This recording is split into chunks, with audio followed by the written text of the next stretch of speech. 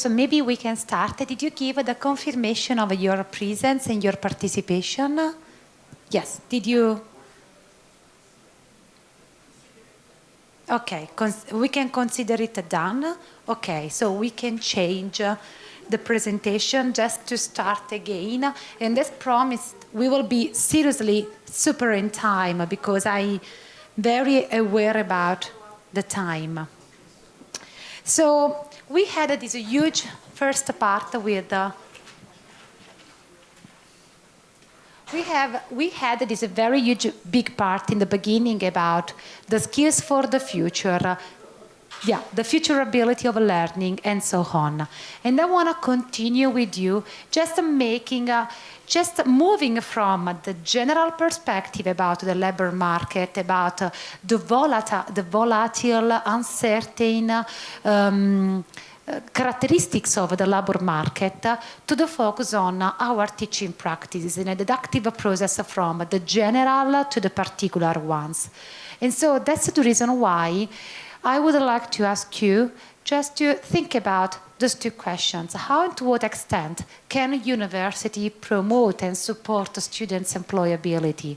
If we are talking about this, it's because there's an institutional sensitivity, awareness about the importance of the theme, of the topic. And so we are talking about this because all of us knows that it's a part of our institutional mission to care about the future of our students and to care about, especially in terms of performance in the labor market. Examples of how the university can promote students' employability are listed in these tables, but I would like to ask you if you know other examples of services, of institutional office that could help the development of entrepreneurship and employability.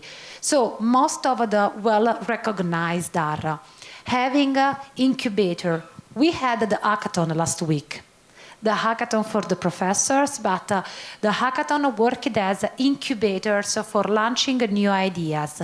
I can tell you that we had an hackathon for promoting gender entrepreneurship 3 years ago, and our 2 alumni that won the hackathon with the proposal of a startup, now they funded their startup and have won a national competition with the possibility to be funded to go to the MIT to participate to an international hackathon for innovative startup. So sometimes what we make in very small actions, what we do in very small steps can have a positive impact on our students' life beyond any expectation. I would never expect that my students one day would go to the MIT to participate to an innovative startup academy, but sometimes it happens. It was a very huge effort for me, but to organize the hackathon, but 3 years after, I can tell you that it is worth. And it has been worth. Other example of institutional actions that can support students' employability. Of course, career development, courses for entrepreneurship, and that's very important, at least in our countries, monitoring alumni's employment rates. I don't know if you have a system for evaluating and monitoring and follow up your students' achievements once they will enter the labor market. What will happen after 1 year they will take their degree? That's a statistical data that we collect, especially in our countries, especially in Italy, because it's the university is evaluated also because of that information, because of that score. How much our students are able to have access to the labor market, which is their average salary, which is their position after 1 year of 1 year later they took their bachelor's or master's degree. So it's very important for us, the achievements of our students when they will enter in the labor market. Here, after this presentation of the institutional viewpoint, let's go in depth a little bit more on our work as innovative leaders or as innovative broker. I can tell you that it's an effort. And it's a process. I don't know, maybe you are better than me, but we are not born to be innovative leaders. So necessarily, or to have all the instruments and all the tools to support our students. It's part of our professional growth. And it's part of our professional identity too.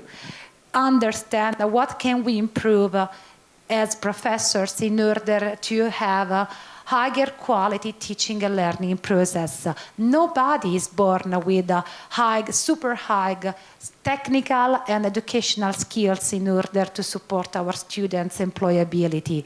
At least it's very difficult to find someone who from the beginning of his career is very capable of teaching in a so effective way. So it's an effort, it's a process, and it's something that challenges also our professional identity. First step, we are going to have a very few steps that we can take away from this meeting. First step, it starts with us. Thank you for your help. We discovered that it was just turning on the on-off button.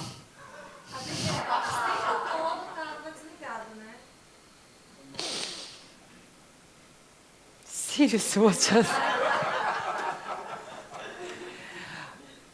what's your name? Gerardo. You save us today.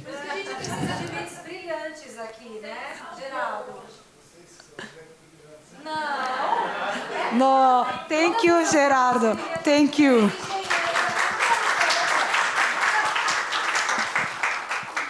I will write this story. Seriously. No Columbia University doctoral program was able to prepare me to turn on the button.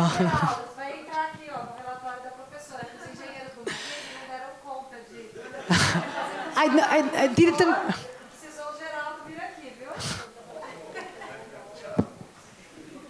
It's so funny. It's a real funny story about the technical skills, complex problem skills, and our professional identity and the perception that we have about ourselves. I feel so stupid in this moment. But this, well, you know, this happens. This starts with us. First step, what are our perception of ourselves? And what are our inner biases? Because according to the literature in the field,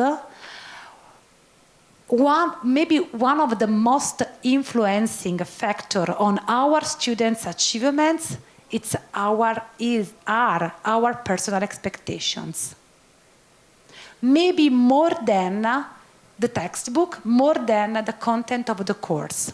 So we should be aware of the fact that our personal beliefs have a strong impact on our students' achievements.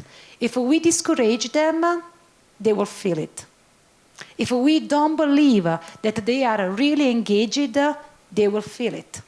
If we have some assumptions, distorted biases on gender, social classes, ethnicity, this will pass through our relationship with our students. I apologize, but it is what it is. And the literature in the field said, if we want to work on this, let's start from ourselves. And then we can work on the relationship with our students. What are our inner biases? Like you're talking about prejudices. Yes, stereotypes and prejudices.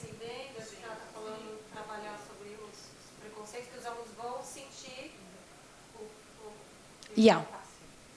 And so also about the mobility, also about the career trajectories of our students. It's very important that we model with them the possibility to have a brilliant career, a brilliant perspective, because if we don't trust this, they will feel it, and they will be more disengaged, and they will lose the trust in the academic institution. It's very important to be aware of our prejudices. I think that everyone has his own prejudices, his own beliefs. It's absolutely normal. We just need to be at least aware of what we act when we talk about our content, our classes, and when we talk with our students. I know that Brazil is a very huge country, okay, with a lot of diversity, a lot of ethnicity, a lot of different backgrounds, and we should be aware about our inner biases upon these aspects, because it's very important. It's really, really super important.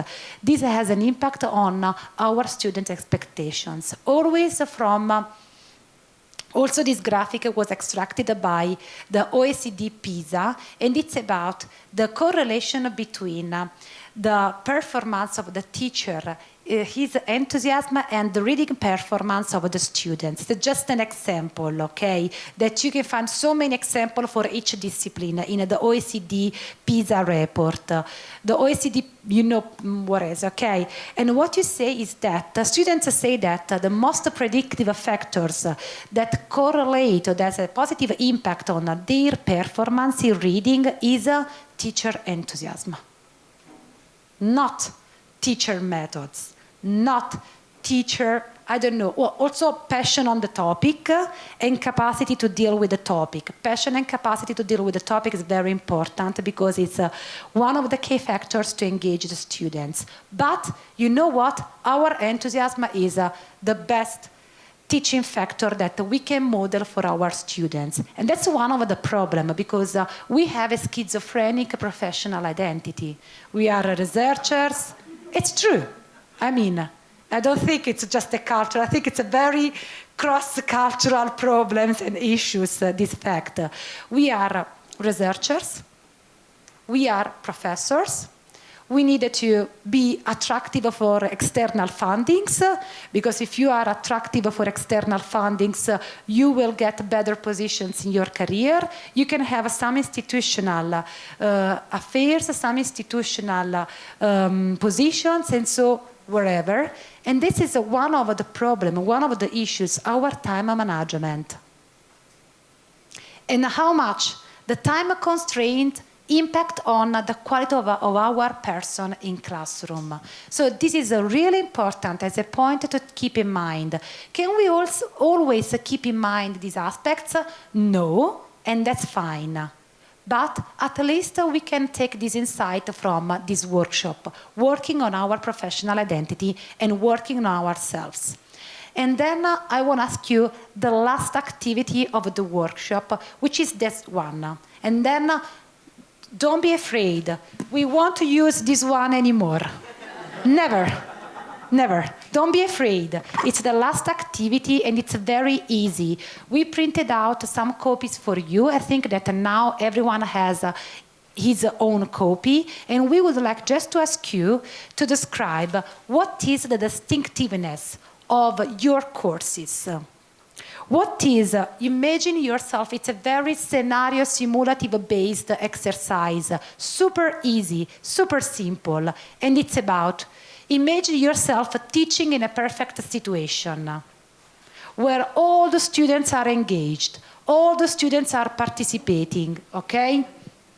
You can ask everything to them and they will reply you. And what kind of impact would you like to have on your students? What is that make the difference in attending your class or not attending your class? Just this. Just to think about this, and it's an individual task. You don't have to do this task with the others. You have just to think about what is the pros, what is the advantage, what is the distinctiveness of taking your class. Respect to students who cannot attend to your class. Just try to do this exercise. And you can write in the paper that we print for you and we gave you. So is there anyone who needs a pen? Penna? You need a pen. I have it.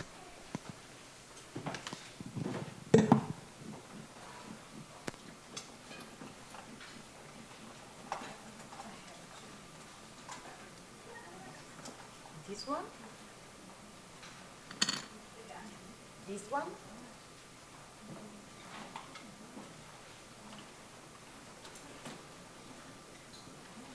This one? I think we collect pens. Is there anyone else who needs a pen? You. You can use just the blank side of your sheet, of your paper. Like, yeah, just this side to respond, but very easily. Just one sentence, okay? What is the distinctiveness of your class? What is the added value of taking your class?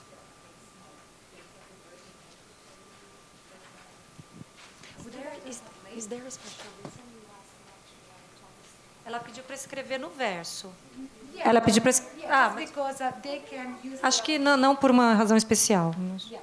No special reason. Just No. Just to give them a paper.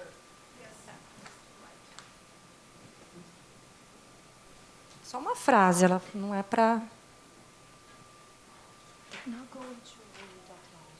Just personal reflection. Ninguém vai ler, é só para uma reflexão pessoal mesmo.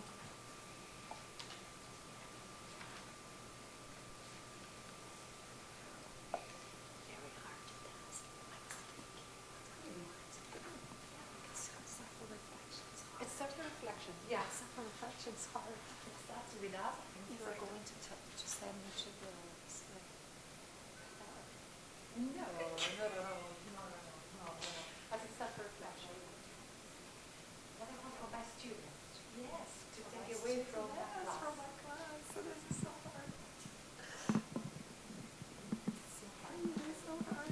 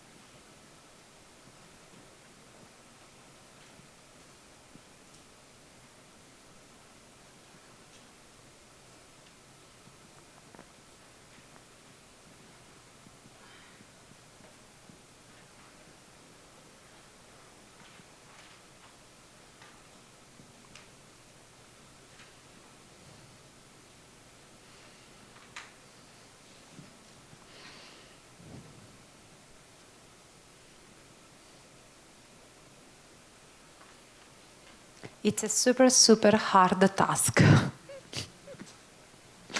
Don't worry, I will give you more content. This is the last interactive part of the workshop. More content to come. It should be simple. It should be simple. According, because it's like, what is the special recipe of my class? What is the added value of my class? And you cannot respond to the professor.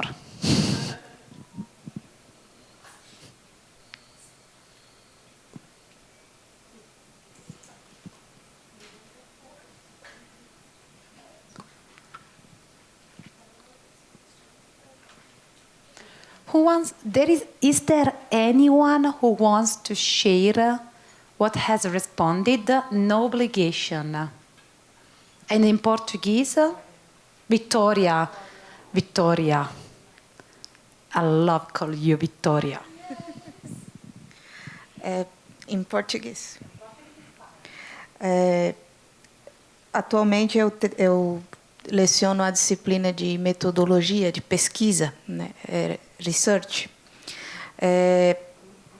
Eu acredito que o momento mais feliz que eu poderia ter seria quando eu conseguisse fazer com que os alunos entendessem que a maior capacidade, a maior, vamos dizer assim, ensinamento que eles podem tirar é que a pesquisa não deixa de ser, em essência, uma busca por conhecimento que cada um faz, né, individualmente. Então, eu acho que o sonho, né, no meu caso, seria se os estudantes percebessem que esse conhecimento que eu tento, ao máximo, estimulá-los a buscar cada vez mais lendo, pesquisando, buscando ferramentas, que isso os tornará independentes, que isso os fará, vamos dizer assim, terem outros conhecimentos no futuro, outras ferramentas. E, assim, eu acho que, ainda extrapolando um pouco, a maior alegria seria que um deles viesse ali depois e falasse: olha, você me ensinou essa coisa, e com base nisso eu aprendi outra coisa e venho hoje mostrar para você, te ensinar uma coisa que eu não sei e a pessoa me faz descobrir. Então, eu acho que seria o maior sonho, assim, que eles entendessem, não só na minha disciplina, mas que todo o conhecimento que a gente busca passar sempre é com essa intenção de que eles sejam independentes e eles busquem mais conhecimento para nos trazer depois. Oh, that's a very huge dream. Thank you. Adriana, and also you and you, yeah. I think I had the same thought as Victoria, because I was trying to get one word to resume what I was thinking. I'm thinking about autonomy. Autonomy of learning. Building autonomy. Building autonomy of continuous learning. Yes, and after a while, meeting some of them or one of them, knowing that they are going through this path of building autonomy and creating the life that he, she, or they want to build or to move through life. I think it's very complex. It's very complex, and I want to also tell that it's very encouraging when students recognize our effort 1 year later, 2 years later, in building, helping them develop autonomy. Please, go ahead. O impacto que eu gostaria de causar não tem absolutamente nada a ver com as capacidades técnicas que eu ensino em sala de aula. Eu gostaria que eles percebessem que a capacidade de aprendizado que eles possuem é diferente da do colega. E que eles levassem isso para a vida profissional deles, para que eles possam ser mais empáticos como profissionais. It's so important. Thank you. And you know what? Oh, can you say again what is your subject? Várias. Too much subjects.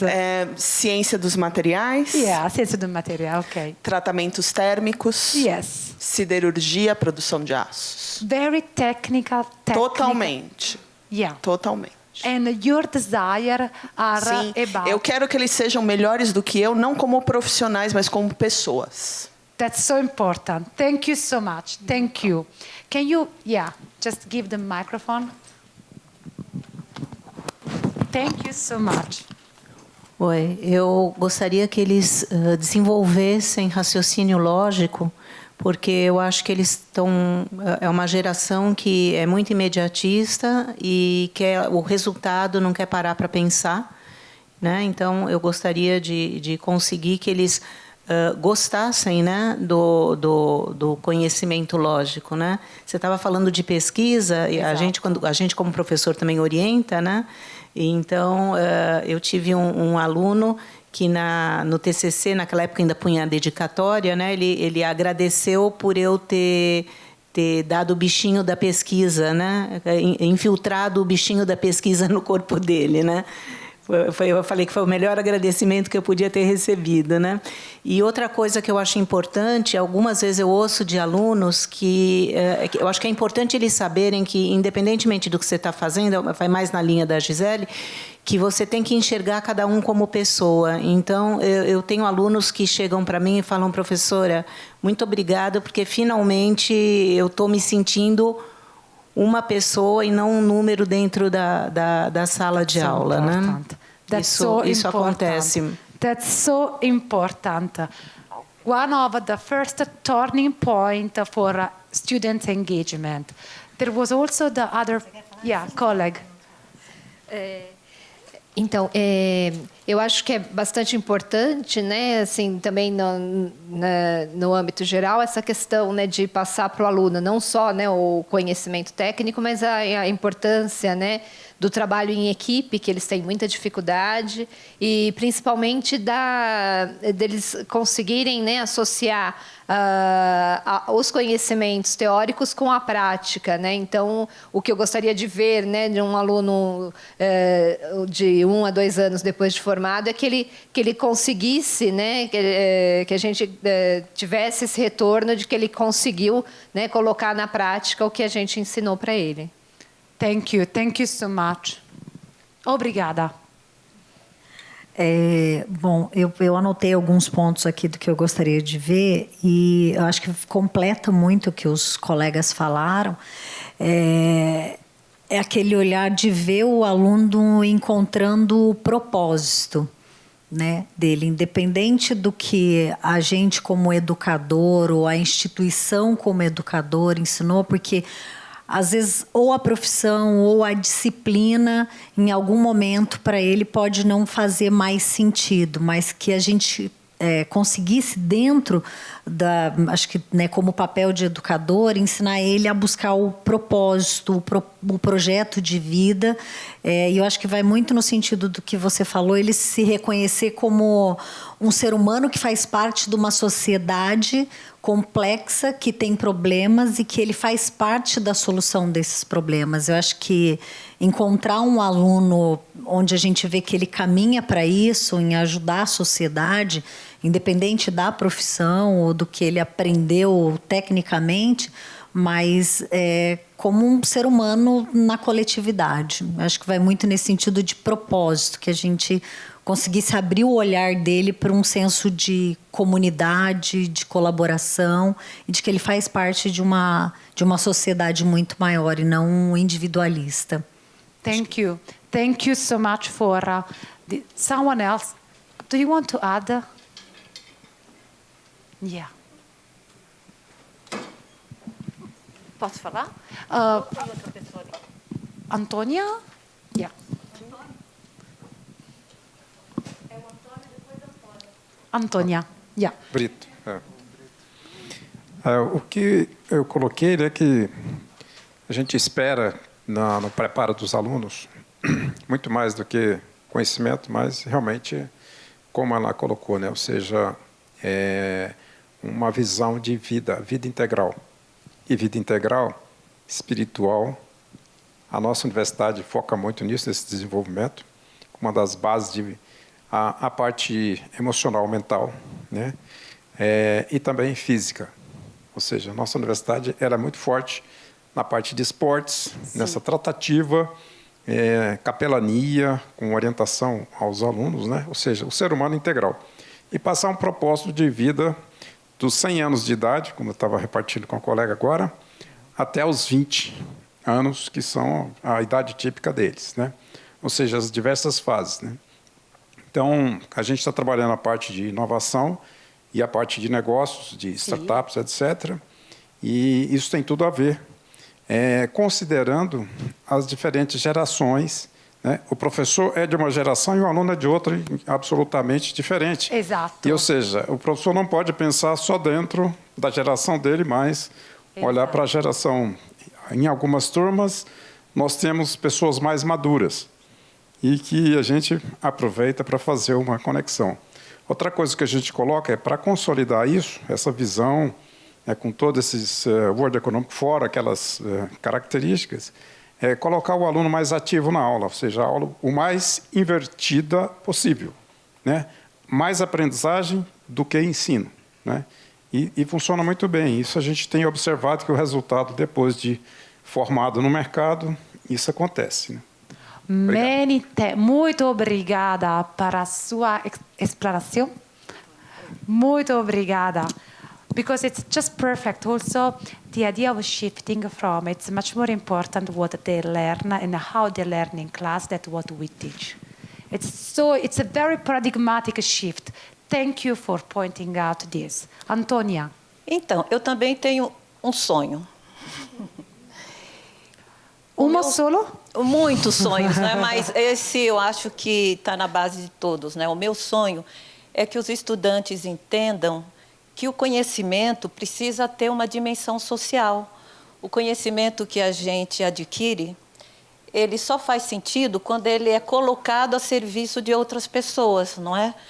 Portanto, é uma questão que eu sempre trago nos meus debates, não é? E para isso a gente tem que considerar que a gente vive numa das sociedades mais desiguais do mundo. O que marca a sociedade brasileira é a desigualdade. Então, os alunos precisam ter essa sensibilidade social. Eles têm que entender o contexto no qual eles vão atuar como profissionais. Ele tem que ter essa sensibilidade para ter essa empatia, se colocar no lugar do outro, né?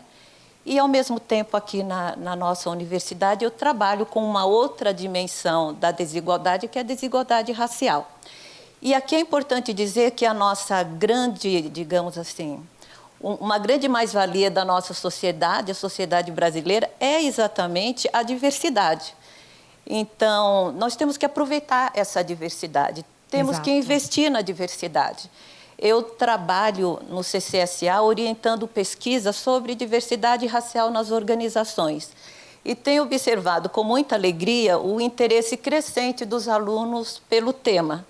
Então, como eles fazem esse trabalho já no final do curso, eu fico sempre muito animada, né, entendendo que essa sensibilidade para essas questões sociais estão sendo trabalhadas de forma que eu tenho sempre entendido e buscado das orientações para os alunos sensibilizados para essas questões. Muito obrigada, Antônia. There are, Rafaela, can we give? Okay. And about this, that's very important. It's called the diversity management. And it's very important what you talk about, how to relate professional learning with working in a super diverse society and organizations. Please. Corroborando muito com a professora Antônia, eu lembrei muito assim, das discussões em sala sobre o ato de aprender, né, que envolvendo a ética, o respeito, a dignidade. E aí eu lembrei uma frase do Paulo Freire que eu, inclusive, trouxe já em algumas discussões em sala, quando os alunos agradecem pelos insights, enfim, que é a tradicional, né? Quem ensina, aprende ao ensinar, e quem aprende, ensina ao aprender. Ou seja, né, é o fato de os alunos pautarem, né, essa discussão no modelo de educação, né, que é fundada na ética, no respeito à dignidade e principalmente também nesse caso da autonomia, né, do ato de aprender dos alunos. Então isso me trouxe essa conexão. Thank you also for this quote. You know that Paulo Freire is probably the most read author in Europe and in Italy from Brazil. The most, for sure. It's the most. It's a really well known, and it's a part of the ordinary program in secondary schools. I want to just give you this input about the pedagogy of the oppressed is one of the author and the theory that students in secondary schools are forced to study. Please.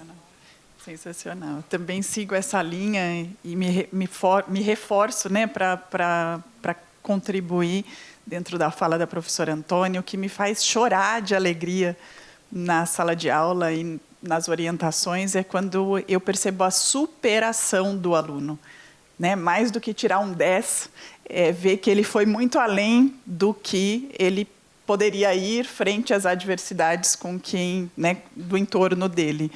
Então, acho que isso é uma grande vantagem, né, do nosso espaço, do nosso lugar, como professores, né, de formar mais do que alunos nota 10, mas alunos que se superam, que vão além, que ultrapassam barreiras sociais, né, porque elas existem, mas que eles se fortalecem e vão muito além. Isso é muito gostoso de perceber. Isso é o que me dá uma grande alegria de perceber o que a gente chama de delta, né?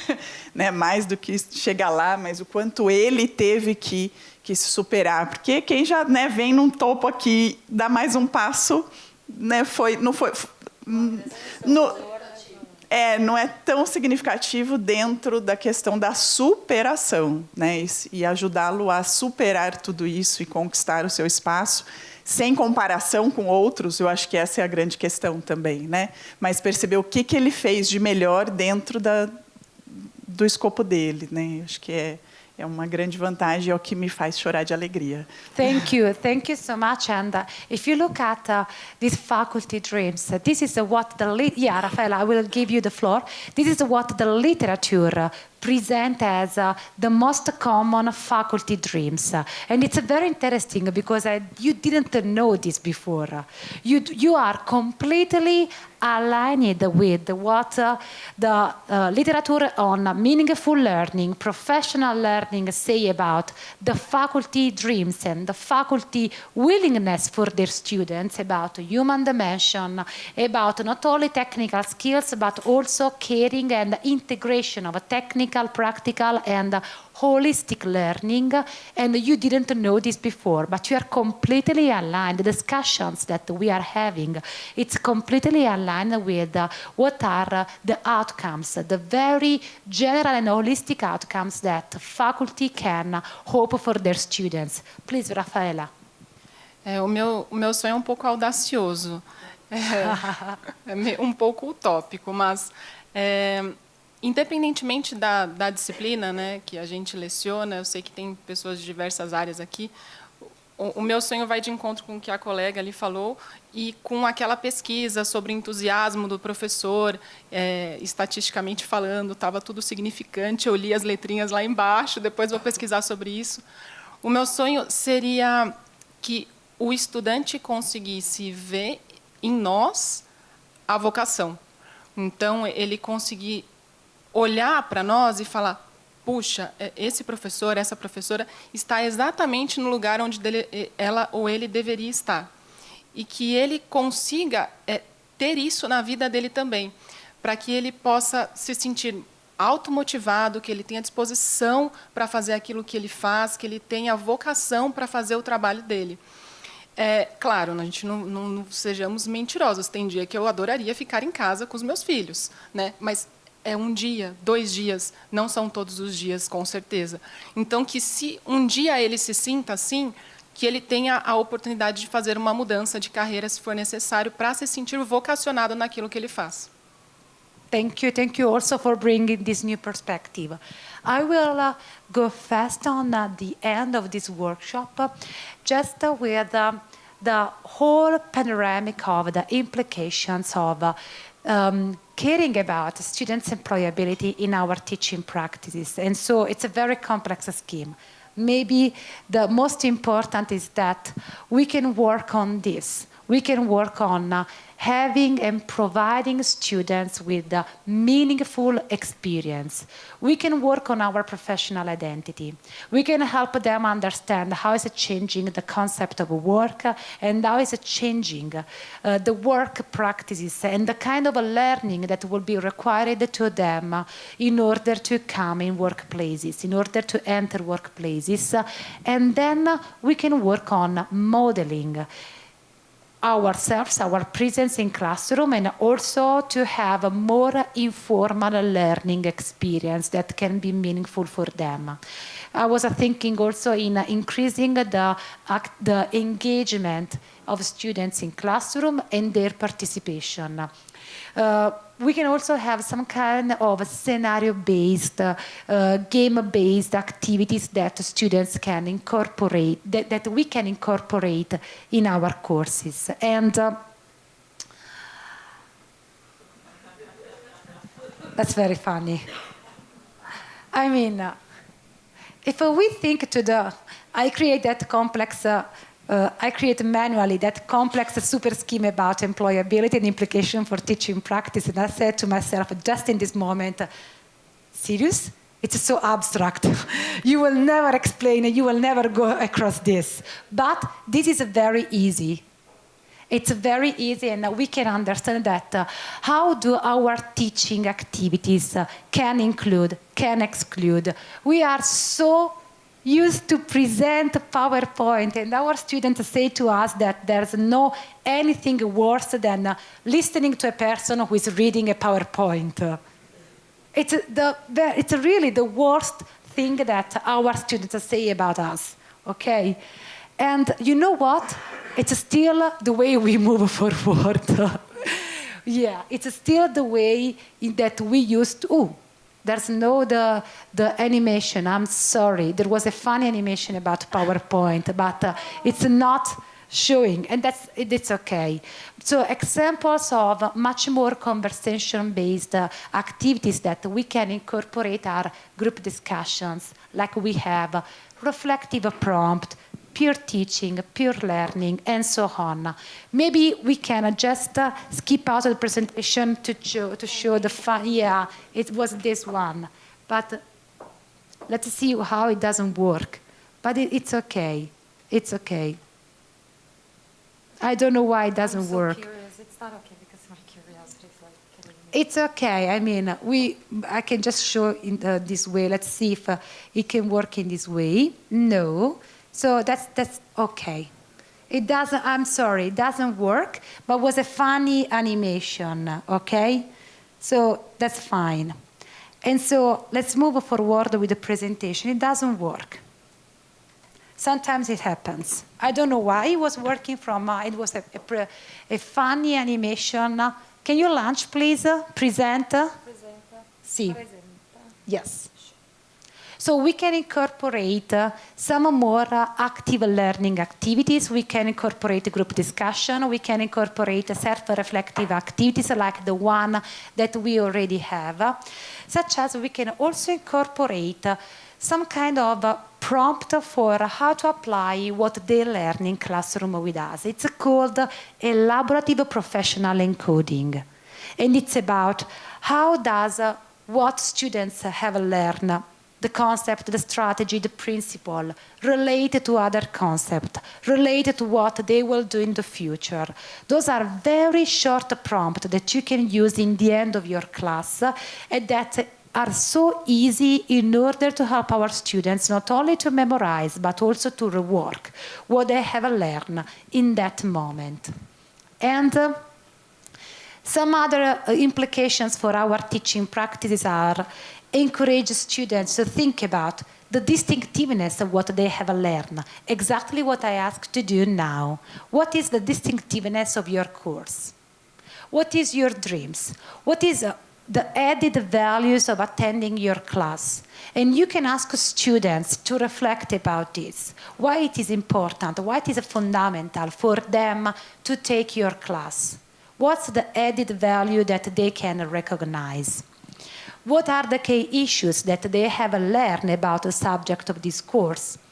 Those are reflective prompts that you can use in order to help students reflect upon the subject of the course and upon the future ability of what they were learning. And finally, ask students to rework what has been studied or explained. How much do I care about the subject? How can I continue to learn about the subject? That is exactly what we are expecting and what we dream. How those students can continue to learn beyond us, beyond our courses. How can they be able to design their future trajectories of learning?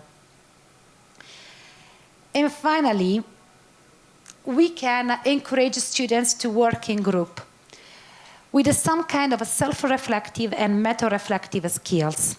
If you use these, here, it's the QR code, exactly. If you scan this QR code, it's the second QR code, and you find a folder. It should be working, okay? In the folder, you find, just scan the QR code. You find the best gift I can give you, the best present, a book. And it's called How Teaching Happens. It's a very nice book. I was inspired by this book also to model in a very much more interactive way this workshop. And you find a Google folder with the How Teaching Happens, 2 reflective prompts that you can use in your classes, and also a team performance survey, which is this survey that I prepared for you in the toolkit. Were you able to open the Google folder? Was okay? Okay. You should also save the link. Save the link because you can also download the materials in order to have a concrete practical toolkit to take away from this workshop. And so this is another example of tools that you can use in order to support your students' professional identity and employability. It is about giving students instruments to assess themselves and the others as a team. We spoke so much about interconnection. We spoke so much about interrelatedness. We spoke so much about the fact that we cannot imagine any kind of labor or workplace in which we can work alone or we can have achievement alone. That's true, but how can we teach our students to work together? We cannot explain them just the rules of working together. It can be nice, but they won't necessarily learn how to work together. We can give them some meta-reflective tools in order to help them understand what's going on in the group, what was working, what was not working, and in order to help them develop the capacity of self-regulation in team performance. So that's the reason why I brought you this instrument about team performance as the last part of this, because how can we say that our students learn how to move in these complex, ambiguous workplaces and they understand how to work together? The fact that we explain to them how to work together would never mean that they know how to work together. They would learn how to work together. So that's important. That's the reason why I offered you this. And you know what? Just try to do this, not today, but one day, just try to do this with your colleagues. In order to see how your equipe, how your team of colleagues work together and have a nice or a bad performance. It's very important. This is used in organizational management in order to help practitioners and professionals to understand, analyze, and correct the errors and the mistakes that they do working together. Because you know what? most of the mistakes that happen in workplace are due to negative communication skills. Most of the mistakes, most of the problems in workplaces are due to the difficulty to find a way to work together effectively. So this instrument was created in organizational studies in order to help working team to understand and correct their mistakes. And you can use this with your students or with your colleagues, with your team of research or of your team of colleagues, just to assess what's wrong and what we could do better. I'm going to finish, and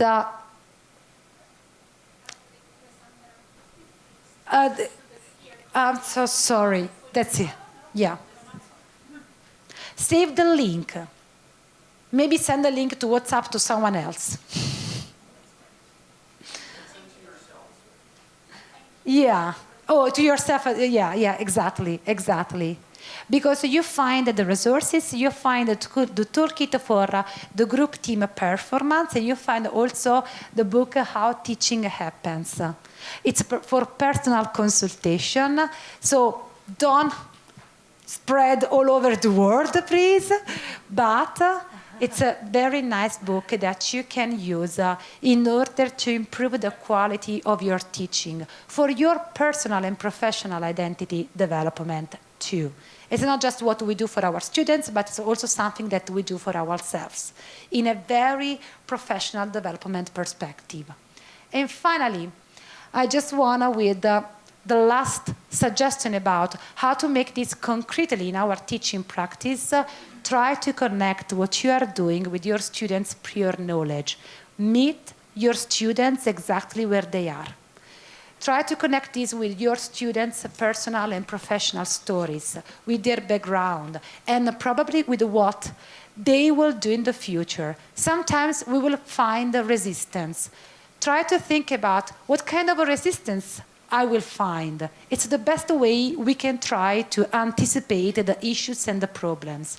Binary thinking, too much content to explain, difficulties in engaging students. We have so many obstacles to improve the quality of our teaching.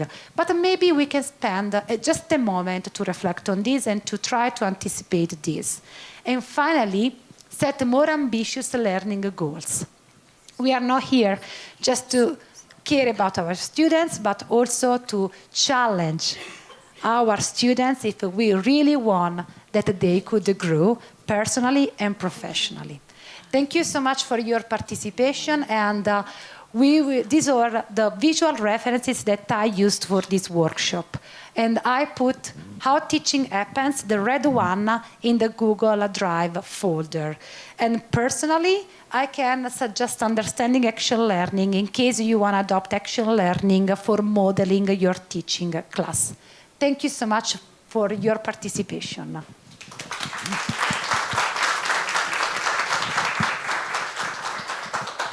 Muito obrigada pela sua presença.